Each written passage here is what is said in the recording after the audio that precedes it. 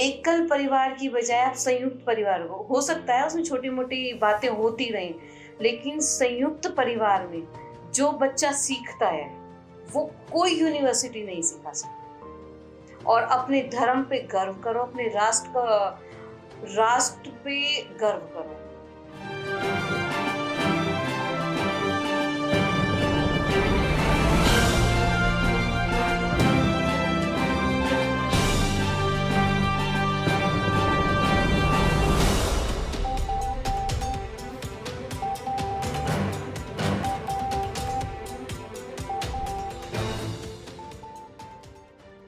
नमस्कार दोस्तों, दिल की बात आपसे सब तक नया एपिसोड, नई शख्सियत और फिर से नई जानकारी।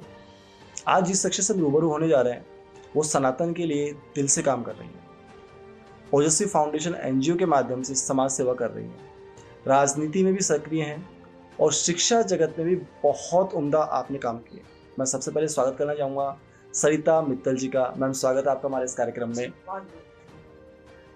मैम, आप इतना सारा कार्य एक साथ कर रही हैं और सबसे बड़ी बात यह है कि आप एनजीओ भी रन कर रही हैं, परिवार को भी संभाल रही हैं, राजनीति में भी सक्रिय हैं। जी।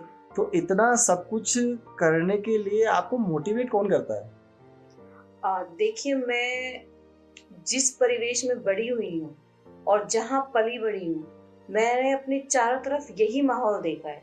एक सामाजिक संस्कार और राजनीतिक क्षेत्र में मेरे पिताजी हमेशा से ही सक्रिय रहे और एक बहुत बड़ी नींव की कड़ी जिसको बोलते हैं, वो मेरे पापा बीजेपी पार्टी में शुरू से ही सक्रिय रहे हैं। तो इस माहौल में पली बड़ी हूँ कि मुझे ये काम ऐसे लगता है कि जैसे दिनचर्या है। और इसमें तो इस क्षेत्र में मतलब मैं सबसे बड़ा सवाल जो मैं जानना चाहता हूँ कि फीमेल के सामने बहुत सारी परेशानियां भी होती हैं, पारिवारिक भी, सामाजिक भी, आर्थिक भी, लेकिन आप जो इतने सफलतापूर्वक कार्य कर पा रही हैं, तो इसमें सबसे ज्यादा सपोर्ट किसने किया आपको? मुझे सबसे ज़्यादा सपोर्ट मेरे संस्कारों ने किया है, मेरी परवरिश ने किया है। मेरे माता पिता के वो संस्कार, वो परवरिश जो उन्होंने मुझे दी कि हम समाज से बहुत कुछ लेते हैं, तो हम समाज को क्या दे सकते हैं। तो हम समाज के उत्थान में, समाज में एक जैसे कहते हैं ना जागृति लाने में, या अपने संस्कारों को जन जन तक पहुंचाने में हम समाज का बहुत बड़ा योगदान कर सकते हैं। ये मैंने अपने परवरिश में अपने पेरेंट्स से सीखा। फिर शादी के बाद यहाँ आई, तो शादी के बाद एक महिला के लिए बहुत सारी कठिनाइयाँ आ जाती हैं। ये मेरे पति का सपोर्ट है बहुत ज़्यादा कि जैसे मैं घर से बाहर रही हूँ, कभी उनको ठंडा खाना भी खाना पड़ा, तो उन्होंने उस सब चीज़ के साथ एडजस्ट किया। तो ये मेरे लिए बहुत बड़ी सपोर्टिंग। फिर उसके बाद बच्चे कभी शाम को खुद से अपना बना के खा रहे हैं, ये भी मेरे लिए एक बहुत बड़ा सपोर्ट रहा है। मैम, आपने जो भी कहा ना कि जिस पति को ठंडा खाना पड़ा, बच्चे भी अपने आप काम कर रहे हैं, तो मोस्टली परिवार में लड़ाइयाँ होती भी इसी वजह से हैं कि आप तो मतलब घर का ध्यान नहीं रखते हो, टोटली घर के बाहर रहते हो, जो मोस्टली महिलाओं को सुनना भी पड़ता है इस चीज़ को लेकर। चाहे घर के बड़े बुजुर्ग हो या कोई भी अड़ोस पड़ोस की व्यक्ति, तो मोस्टली ताना इसी को कसते हैं। तो ये जो ताना है कहीं ना कहीं अनचाहे तनाव में परिवर्तित हो जाता है। मेरे साथ उल्टा है। मुझे उल्टा मुझे ये सुनना पड़ता है कि आप हमारी चिंता मत करो, आप अपने काम पे फोकस करो, या तो आप इस काम को करो मत करो तो पूरी शिद्दत से करो। आप मतलब घर में इतना ज्यादा मत फंसो कि आपका काम छूट जाए। नहीं, लेकिन मैं मेरा जो सवाल था बेसिकली ये जानना चाह रहा हूँ, जो जिन महिलाओं को ऐसा करना पड़ रहा है, मतलब सुनना पड़ रहा है बेसिकली, तो वो कहीं ना कहीं आप डिप्रेस्ड हो जाती है ना, तो अपने आप को संभाल नहीं पाती, तो वो किस तरह से मतलब डील करें इस तरह के तनाव से और अपने करियर को भी ऊंचाइयों पर ले जाती है साथ में? देखो, महिलाओं के साथ कठिनाइयां तो आती हैं, चाहे समाज हो, परिवार हो, और शादी के बाद तो दो परिवार हो जाते हैं कि जो उनको कोई सपोर्ट करता है, कोई ताना देता है कि भाई घर के काम नहीं छूटने चाहिए, बच्चे पहले हैं, परिवार पहले है। तो जो महिलाएं आगे बढ़ती है ना, इन चीज़ों को पहले ही वो अपने जहन में उतार लेती हैं कि हमें दो चीज़ें फेस करनी है। तो वो चाहे अपने सुबह 3 बजे 4 बजे जग के पहले घर का काम करती हैं। उसके कई बार तो क्या होता है कि जैसे मैं अपना अनुभव कहूँ, तो जैसे मुझे कुछ पढ़ना है या मुझे किसी टॉपिक पे कुछ भी सर्च करना है, तो खाना बनाते बनाते यूट्यूब चलाया और वो चल रहा है, मैं उसको सुनते जा रही हूँ और घर का काम करते जा रही हूँ। तो ये डबल तरह से हमारा दिमाग मतलब चलता है। मल्टी वर्क आप एक साथ कर रहे हैं। जी। तो ये खासियत मतलब हो सकता है ऊपर वाले का आशीर्वाद जी, है ये और बड़े महिलाओं बुजुर्ग। को एक स्पेशल गॉड गिफ्ट है ये कि जब वो कुछ ठान लेती हैं ना, तो किसी भी कठिनाई से उनको निकलना इतना आसान हो जाता है, ना तो उनको जैसे कोई कमेंट्स पास कर रहा है ना, तो उसका बुरा लगता है। हम्म, उनका फोकस एक ही रहता है कि हमें अपने लक्ष्य तक पहुंचना है। ये आपने बड़ी महत्वपूर्ण बात बताई कि अगर हमारा फोकस एक ही लक्ष्य पर है, तो चाहे हमारे आसपास कितने ही कमेंट्स घूम रहे हो, कितने ही तनाव का माहौल घूम रहा हो, हमारा फोकस फिक्स है कि हमें कहाँ फिक्स जाना है। कहाँ जाना है। और वो जो मल्टीवर्क आपने बात बताई, जैसे अब काम कर रहे हैं, यूट्यूब पे आप रन कर रहे हैं, तो वैसे आसान है अगर देखा जाए तो। जी, मतलब हर समस्या का समाधान बहुत ईज़ी है, बस थोड़ा-सा अपने आप को सही फोकस में, सही दिशा में जी, रखें।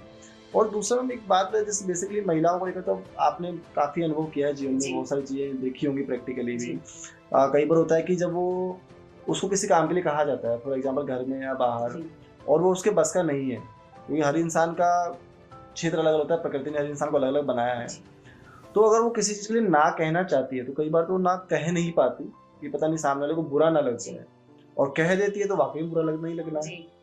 तो इस सिचुएशन को कैसे डील करें वो?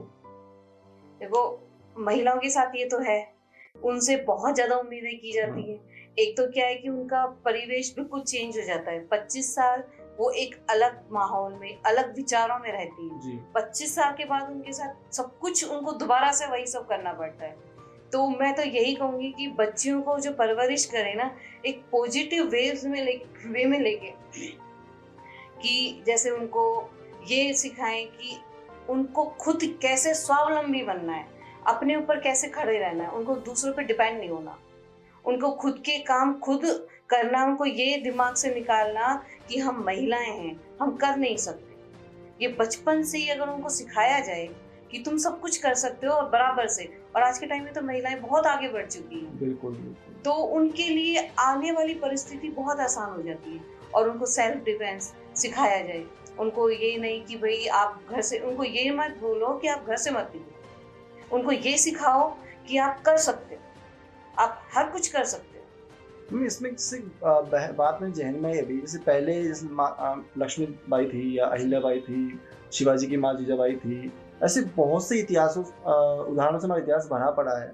लेकिन वर्तमान की जो अभी हम दौर देखते हैं, तो महिलाएँ इन सब चीज़ों से धीरे-धीरे दूर होती जा रही हैं। या जी, बच हम कहें कि बच्चियों को हमने एक कॉम्पिटिशन की लाइन में भेज दिया है कि भैया आपको पढ़ना है, अच्छे नंबर्स लाने हैं और अच्छी जॉब हासिल करनी है, ताकि आपका फ्यूचर सिक्योर हो सके। लेकिन कहीं न कहीं उनका जो व्यक्तिगत जीवन है, वो हमने उनसे अपने आप से दूर कर दिया है। बिल्कुल, ये बात आप बिल्कुल सही तो बोली। इसमें क्या हमारे जो सनातन का जो रोल था पहले, शस्त्र और शास्त्र का, जी, तो क्या हमें उसकी तरफ धीरे-धीरे जाना चाहिए? बिल्कुल जाना चाहिए।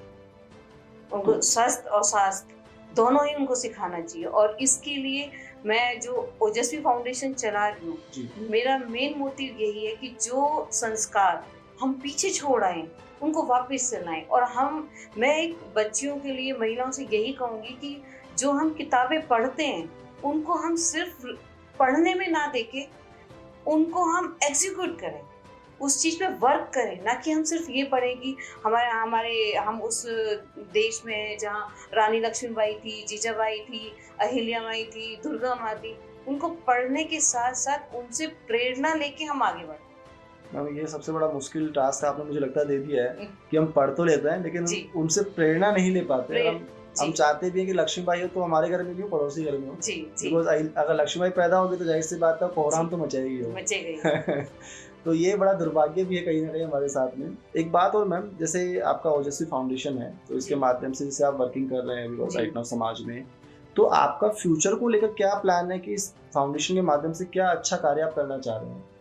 सबसे ज़्यादा तो मैं महिलाओं में जो डिप्रेशन आ रहा है, और उसकी वजह से जो महिलाएँ मतलब काबिल हैं, लेकिन वो कर नहीं पा रही, तो उनमें वो कॉन्फिडेंस भरना, आत्मविश्वास भरना। तो उसके लिए मैं सेल्फ डिफेंस के शिविर भी लगाती हूँ, और बहुत जल्दी इसमें मैं परमानेंट एक योगा और महिलाओं का एक गेम शुरू करूँगी। जिससे क्या है कि महिलाएँ के जो जब गेम खेलती है ना, कोई भी खेल हम जी। खेलते हैं, तो हमारा माइंड एकदम फ्रेश हो जाता है। और उसमें मैंने भी महिलाओं का रोजगार भी शुरू किया है कि क्या होता है कि महिलाएं जैसे अपनी निजी जो इच्छाएं होती है ना, पैसों की वजह से वो पूरा नहीं कर पाती, उनको पैसे मांगने पड़ते हैं, तो वो अपनी निजी इच्छा को खत्म कर देती है। तो अपना छोटा मोटा थोड़ा अर्निंग होगी, उनकी जब इच्छाएं पूरी होंगी तो माइंड वैसे ही उनका बहुत अच्छा रहेगा। मैम यहाँ सबसे बड़ा आपने शुरुआत में एक वर्ड यूज किया, तनाव, जी डिप्रेशन। जी मुझे लगता है वैसे डिप्रेशन के बहुत सारे कारण हैं, लेकिन एक बीइंग अ फीमेल आप इसको अच्छे से समझ सकते हैं। तो मैं बेसिकली वो जानना चाहता हूँ कि किन किन परिस्थितियों में वो तनाव पैदा हो रहा है, मतलब उनके जीवन में। तनाव का सबसे मेन कारण जो मैं अपने जीवन के अनुभव से कहूँ तो महिलाओं का क्या परिवेश चेंज होता है, विचार बदलते हैं, खान पान बदलता है, परिवार बदलता है।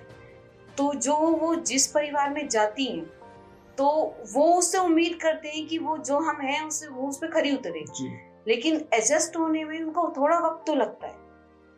वो वक्त फैमिली देना नहीं चाहती, तो मेन कारण वही है कि वो तनाव में रहती है। उनके हर काम में टोकना, उनके हर काम में कमी निकालना।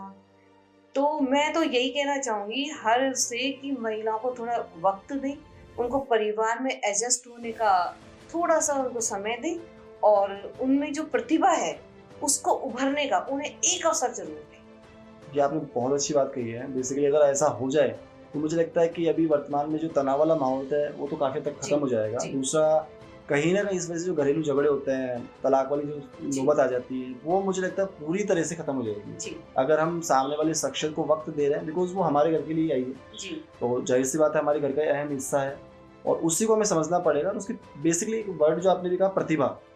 अगर हम, ऑब्वियसली बात है, भगवान ने हर किसी को कोई ना कोई प्रतिभा दी है और हम उसकी प्रतिभा समझ लें, चाहे वो डांस की हो, सिंगिंग की हो, सिलाई कढ़ाई की हो, बुनाई की हो, हर तरह की प्रतिभा कहीं ना कहीं शामिल है हर शख्सियत के अंदर। अगर उस प्रतिभा पे हम काम करें, ना कि तनाव उनको दें, तो घर में खुशियां ही खुशियां होंगी। और एक बात और मैम, जैसे लड़कियों के जीवन के बारे में बात कर ही रहे हैं, आज के दौर में मोस्टली वो भी नशे की गिरफ्त में आ रही है कहीं ना कहीं, चाहे माहौल की वजह से हो या उनकी दोस्ती की वजह से हो। तो ऐसी बच्चियों को किस तरह से सही दिशा में आने के लिए प्रेरित करेंगे? ये बचपन से ही, जो भी मैंने आपको पहले बोला कि उनको एक पॉजिटिव सोच दें, सकारात्मक सोच दें। जैसे हमारा जो अभी जो हमारी माहौल है, तो उसमें क्या है कि लड़का और लड़की, उनकी परवरिश विचारों से हम उसमें एक अंतर ला देते हैं। ये मतलब बचपन से उनके दिमाग में ये हो जाता है कि जो पुरुष वर्ग है वो सशक्त है, आप कमजोर हो। कभी ये नहीं कहेंगे कि भाई पुरुषों को, जैसे मैं कहूँ लड़कियों को टोकने के बजाय आप लड़कों को भी तो कहो, पूछो उनसे कि आप रात में लेट क्यों आए। हम लड़कियों से बोलेंगे कि आप छोटे कपड़े पहन के घूम रहे हो, आप दिन छिपे के बाद घर से बाहर मत निकलो। तो ये चीज जब होती है तो उनके दिमाग में नकारात्मक सोच आ जाती है। फिर जैसे जैसे वो बड़े होते हैं, बाहर निकलती है, तो उनको एक अपने मतलब खुद पे एक डिसीजन लेने का एक मौका मिल जाता है। तो सही गलत उसमें वो पहचान भूल जाती है। उनको क्या लगता है कि हम बिल्कुल फ्री हैं, हम कोई भी डिसीजन हम खुद ले सकते हैं। तो इस वजह से वो नशे की गिरफ्त में चली गई। मतलब उन्होंने उसको सहारा बना लिया, ठीक है मैं अपनी लाइफ है, मैं जो चाहूँ वो कर सकती हूँ। क्योंकि हम उनको शुरू में इतनी बंदिशों में रखते हैं, फिर उनको कॉलेज में आने के बाद खुला माहौल मिलता है और वहाँ पे वो बंदिशें, उन्हीं की जो बेड़ियां है वो तोड़ने के लिए आजाद हो जाती है। तो बचपन से उनको इन चीजों में फर्क बताएं। बेटा और बेटी दोनों के अंदर सकारात्मक सोच बने। अगर आप बेटी को टोक रहे हो, आप बेटे को भी टोको, उससे भी सवाल करो कि आप इतनी लेट क्यों आए। बेटा लड़की को छेड़ रहा है तो आप उसको कुछ नहीं कहेंगे। लड़की किसी लड़के से बात कर रही है तो आप उसको टोको। टोकना नहीं, मैं बहुत कुछ कह दिया, मतलब उस पे इतने लांछन लगा दिए जाते हैं कि उसको अपने आप पे होने पे शर्मिंदा। ये सोच से वो जब बड़ी होती है तो, और कॉलेज में आने के बाद उनको बाहर भी भेजते हैं, अकेले भी रहते हैं, पीजी में रहते हैं, हॉस्टल में रहते हैं, फ्लैट रह के रहते हैं, तो उस समय वो अपने आप को आजाद महसूस करते हैं। सबसे बड़ा कारण यही है कि जो लड़कियां नशे की गिरफ्त में, और वो आज़ादी कहीं ना कहीं उनके लिए गलत डिसीजन का कारण बन जाती है। अगर हमने संस्कारी शुरू से अच्छे दिए होते, मतलब शुरू से उनको अगर आज़ादी फ्रीडम कराई होती, तो वो आज़ादी अलग से उनको महसूस नहीं करनी जो हम जिस माहौल में रहते हैं, हम फ्री माहौल में रहते हैं और बाद में हमें फ्री मिलता है तो हमें वो कॉमन लगता है। और जब चीज बदलती है तो वो हमें लगता है कि जैसे होता है दूर की ढोल सुहावने लगते हैं कि भाई बहुत एकदम से वो हवा में उड़ना और ये कुछ नयापन। अभी जैसे हम शिक्षा जगत में राजनीतिकरण भी हम देख रहे हैं कहीं ना कहीं कि राजनीति से यूनिवर्सिटीज़ में चुनाव होते हैं, बड़े बड़े यूनिवर्सिटीज़ में चुनाव होते हैं, इलेक्शन होते हैं, तो बच्चों के लिए एक अच्छा रास्ता है देखा जाए तो वो कि वो राजनीति में कदम रख सकते हैं और कहीं ना कहीं उस चीज़ को समझ सकते हैं देश के विकास के लिए। लेकिन अभी जो वर्तमान परिस्थितियाँ हैं तो हम देख रहे हैं कि वो पॉजिटिव की बजाय नेगेटिव होता जा रहा है। बच्चों में एक अनचाहा कंपटीशन पैदा हो गया राजनीति को लेकर, तो उनको सही दिशा मैं चाहूँगा कि आप गाइड करें, बिकॉज आप भी राजनीति में काफ़ी समय से हैं, तो आप इसको अच्छे से समझती हैं। राजनीति को आप एक प्रतिद्वंदिता के रूप में मत लो, ये एक समाज के काम में लो कि भाई हम समाज के लिए क्या कर सकते हैं। राजनीति एक सबसे अच्छा प्लेटफॉर्म है सोशल वर्क के लिए। बिल्कुल। आप समाज के लिए, अपने संस्कारों के लिए, अपने सनातन धर्म के लिए जितना अच्छा कर सकते हो उसके लिए प्लेटफॉर्म एक ही है, राजनीति। अगर आप इसमें प्रतिद्वंदिता डालोगे तो ये नेगेटिव तो होगी, कुछ बड़ा ही नेगेटिव हो जाता है। जी जी, मतलब इस हद तक नेगेटिव हो जाता है कि जो बच्चे अभी नन्हे मुन्ने फूल अभी खिले हैं, अभी जवानी में उन्होंने कदम रखा है, तो उनको वो हम क्या है कि स्टार्टिंग से ही ना हम उनके ऊपर ये थोपते हैं कि आप 99% ला के दो। मैं कहती हूँ आप परसेंटेज पे मत जाओ, आप उनसे ये सिखाओ कि आप सीखे क्या हो, आपने क्या तो सीखा है, आप अच्छा क्या सीख सकते हो, आप अपनी प्रतिभा पे जाओ। नंबर कोई मैटर नहीं करता कि आप 90 लाए हो, 70 लाए हो, 80 लाए हो। मैटर करता है कि आपने पाया क्या है, आपने सीखा क्या है, आपकी प्रतिभा कैसे आगे आई है, आपका बोलचाल क्या है, आप संस्कार में कैसे हो। मतलब एक्चुअली हमने क्या परिस्थितियों को नंबर और पैकेज पे फिक्स कर दिया है कि आपका पैकेज कितने का है और नंबर कितने अच्छे हैं। और बहुत सारे केसेस आई थिंक आपने नोटिस भी किए होंगे कि उम्र के एक पड़ाव पर जाकर मतलब सबको ये लगता है कि बहुत अच्छा पैकेज भी है, बहुत अच्छे नंबर भी आए, लेकिन वो अकेला हो गया है जी, है ना। क्योंकि पैकेज हमें पीछे रख देता है। हम पैकेज की अगर दौड़ में जाते हैं उसकी, क्योंकि हमें बहुत ज़्यादा पढ़ना पड़ेगा, पढ़ेंगे तो हम परिवार से कट जाएंगे पर क्योंकि आजकल के बच्चे मैंने जितना देखा है फैमिली प्रोग्राम्स में नहीं जाते हैं, रिश्तेदारों के यहाँ शादी होती है उसमें नहीं जाते, नहीं मुझे पढ़ना है, मेरा कंपटीशन है, मुझे 98-99 परसेंटेज लानी है। तो वो स्टार्टिंग से ही कटना शुरू हो जाते हैं, परिवार से, रिश्तेदार से, फिर पेरेंट्स से भी वो कटना शुरू हो जाते हैं। बाद में पेरेंट्स की शिकायत होती है कि भाई बच्चे हमारे पास आके बैठते नहीं है, आपने तो उनको झोंका है नंबर की रेस में, पैकेज की रेस में। जी। और एक बात बड़ी अहम आपने कही मैम कि वो कटना स्टार्ट हो जाते हैं। बेसिकली देखा जाए तो आज की जनरेशन को यही नहीं पता कि उनके रिश्ते कौन कौन से हैं जी।